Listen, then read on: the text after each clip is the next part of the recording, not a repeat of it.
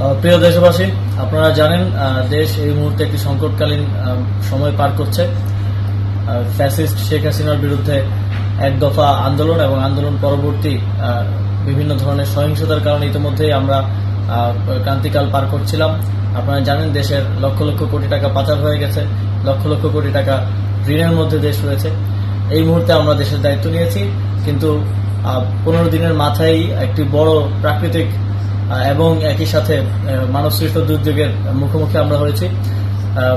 প্রবল বৃষ্টিপাত, ভারতের অববাহিকায় ডম্বুর গেট খুলে দেওয়ার ফলে বাংলাদেশে হঠাৎ ফ্ল্যাশ ফ্লাডের আকারে সেটি ফেনী, কুমিল্লা, নোয়াখালী সহ দেশের প্রায় 10টিরও উপরে জেলায় আঘাত হানে।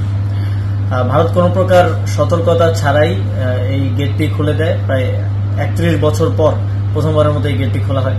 তো আমরা উদ্বেগ প্রকাশ করছি এবং একই সাথে সারা দেশের সকলকে জাতীয় ঐক্য গঠন করে এই সংকট মোকাবেলায় এগিয়ে আসার আহ্বান জানাচ্ছি।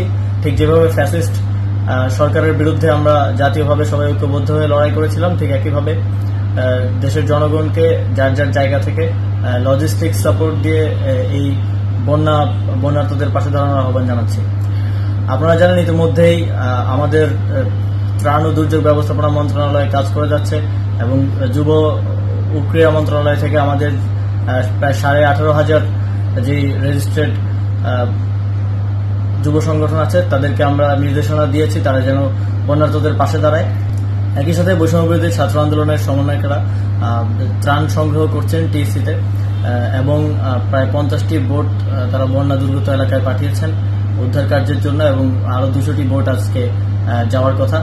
তো সার্বিকভাবে সারা দেশের জনগণকে আবার আহ্বান জানাই, যারা ব্যবসায়ী আছেন আপনাদেরকেও আহ্বান জানাই, দেশের এই সংকটকালে আপনারা এগিয়ে আসুন এবং এই পরিস্থিতি মোকাবেলায় সকলে ঐক্যবদ্ধ হয়ে সহযোগিতা করুন।